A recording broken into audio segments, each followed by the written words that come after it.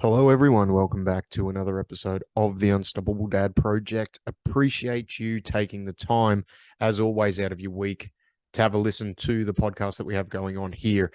If you're new here, or even if you've been here for a while, if I could ask you some massive favors. Number one, make sure you are subscribed on whatever podcast platform you are listening to us on, whether that be Spotify, Apple, Google. We're on all the podcast platforms. Please jump on there and make sure you are subscribed. That way you will get notified whenever a new episode drops first before anybody else.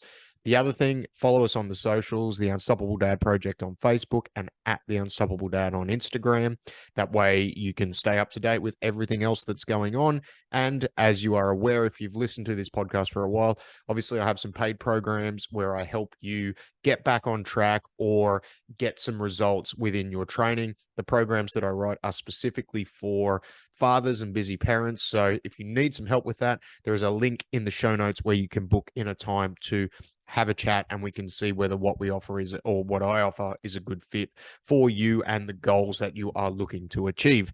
Now that the housekeeping is out of the road, this week I want to talk about a topic, and this is something that I've touched on a little bit over the last couple of years of doing this podcast, but it's something that comes up a lot in my life, and it also comes up a lot in the lives of the clients that I coach and and just people in my life. I think it's just something that people come up against in general, right? Because if we're looking to make a change or we're looking to take action on something, especially something that is new, there is an element where we want to make sure that we're not going to mess up.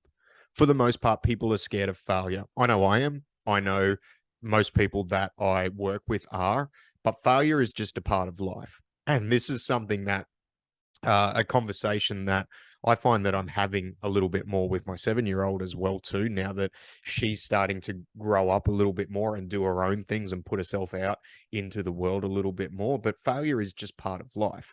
So for me and for a lot of the people that I've talked to around this, we tend to think a lot about things that we need to do before taking action on it. And there is an element where you do need to think about what you're doing. You know, there's an old saying, which is measure twice, cut once. And that's kind of testament to the fact that I think you do need to have a plan.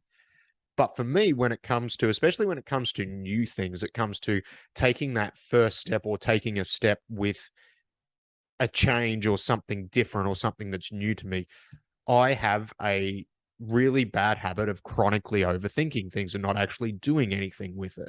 And what that leads to, that inaction tends to lead to some angst and anxiety around doing it. And the more I put it off and the more I think about it, the more stories I build up around that thing. And sometimes to a point where I never actually do anything with it.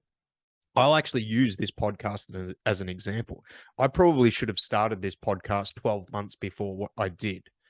And what I did was I just thought about all the things that weren't going to be right if I started it. And look, I'll tell you right now, there are a lot of things within the way I present and I do this podcast that I would like to change. And every week I still revisit that and I think about that. And I think about, oh, should I get more guests on the show? Should I, you know, should I be doing more episodes every week? I need a new camera. I need a new microphone. All these things are all stuff that I think about all the time. And when I eventually started to do it and seen that people were listening to it, I realized that all I was doing, I was just overthinking it. There's still needed to be a plan. Like I still had a plan in place for, all right, I'm going to do one show a week. It's going to be about 15 to 20 minutes. I obviously need a microphone. If I'm going to do a video version of it, I need a camera, which to start off with, I didn't have any video for it. It was just all audio, which is one of those things where if I had waited until I was doing video, I would have put it off longer. So by using this as an example, I just want you to see, like for me, like this overthinking thing is something that has stopped me from taking action on the podcast, but also a lot of other things in life as well too. And this chronic overthinking is something that it's hard to get over because we don't want to fail. Like it's human nature, I think, to want to succeed, to want to do things well, and to want to be successful. And the fact is, when you try something for the first time, you're going to suck at it. It is not going to be good. You are potentially, depending on what it is, you may get some ridicule for it, but you will get better at it. Doing more of it and not thinking about things and just taking more action can tend to lead to you firstly getting good at whatever it is that you've been overthinking about, but also secondly, actually getting you some results and getting you some feedback.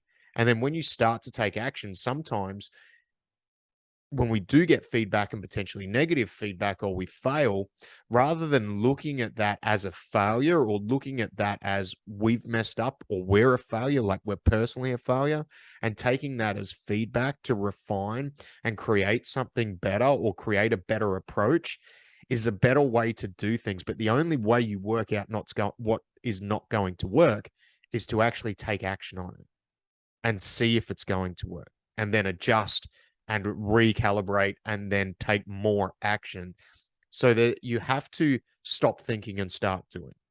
I have to stop thinking and start doing. And this is something that's come up in my life a lot.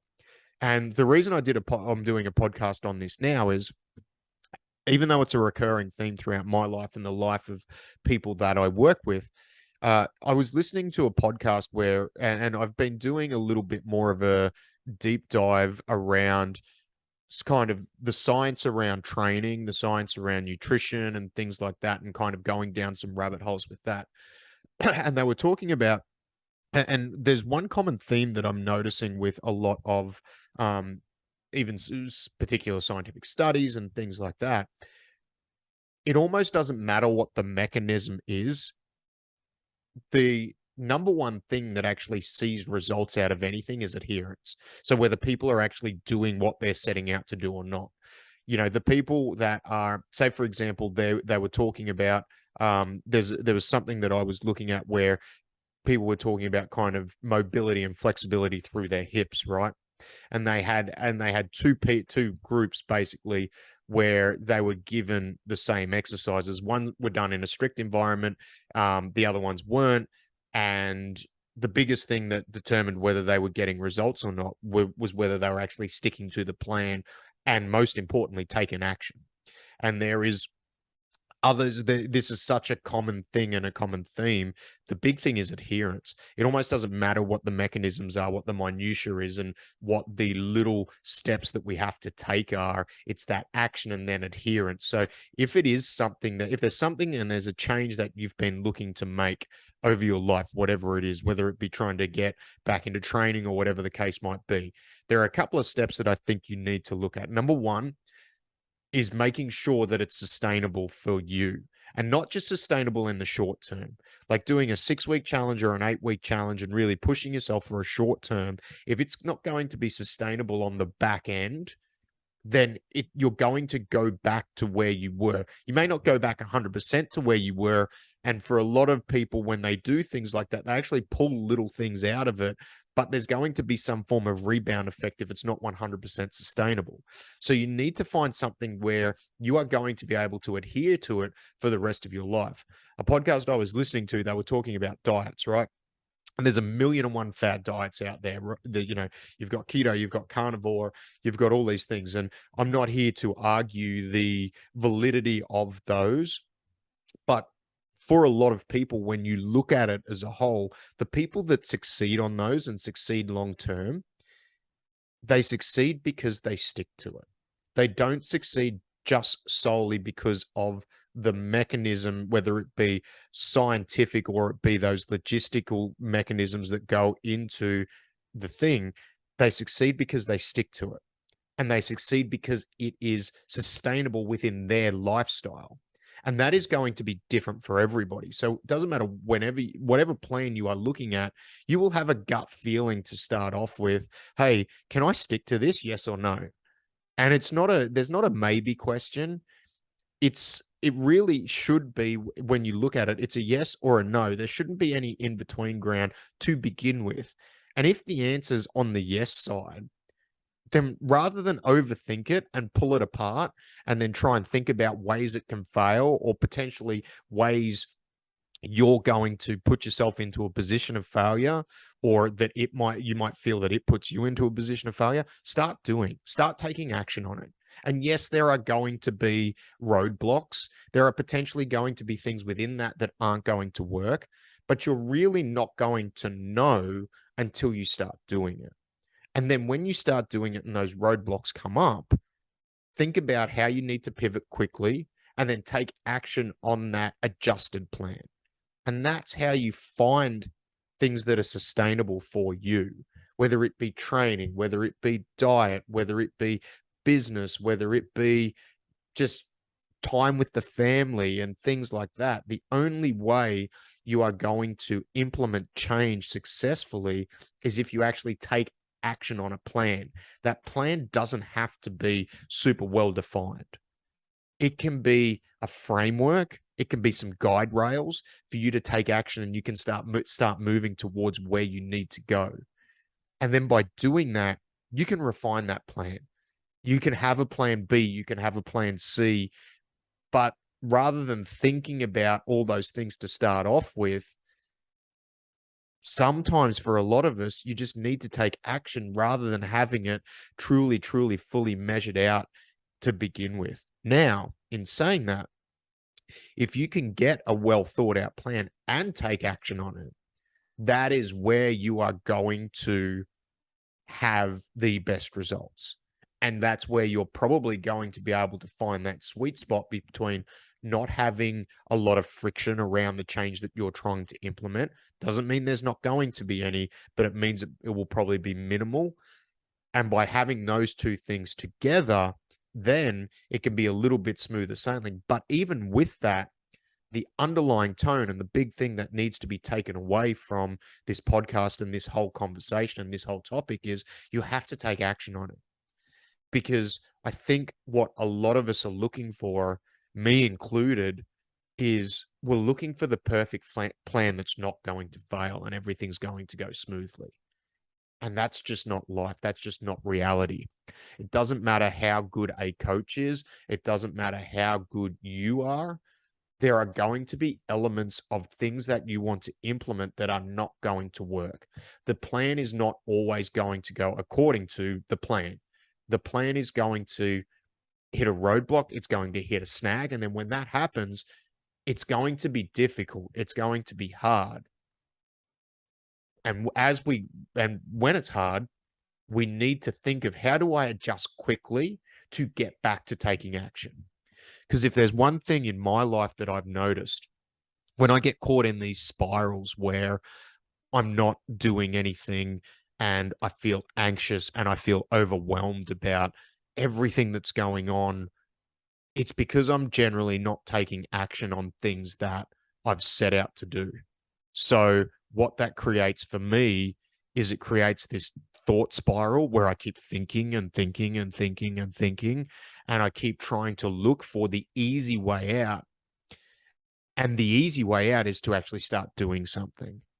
Because when I start doing things and I start taking action, then I start moving in a direction. Might not quite be the right direction, but it's a direction. And then from there, once I take action, I can adjust and I can move. But I get caught in this chronic overthinking where I'm trying to look for that perfect plan, the easy way to implement, the thing that the low hanging fruit that I need to do in order to get out. And when I think about it too much and I don't actually do something, it almost bleeds into everything else in life. There's a feeling of angst, there's a feeling of overwhelm, there's anxiety, and not only, and because of all that, because I'm not actually doing anything, I'm also not being true to my word. So my self-worth and how I feel about myself is not good because I'm not being true to what I say I'm going to do. I'm going to go and I'm going to do this thing. Okay. But I need to do this. I need to adjust this. I need a better plan. The plan's not quite right yet. And then all of a sudden it's this spiral. And sometimes it gets to a spiral that becomes very hard to get out of. And then when I sit back, I look at everything and I take a bird's eye view of what's going on. And I go, hey, I actually haven't done anything on this. I actually have no right to really feel bad about this project or this thing that I'm looking at because I'm not doing anything with it. So then I start taking action. And then I can start to gain some data and I can start to gain some points as to what I need to improve, where I need to pivot, and what I need to do. And then when results start rolling in, then all of a sudden I start to get a little bit more confidence. But that all stems from taking action and being true to my word and actually following through on a plan, even though it might be a rough plan.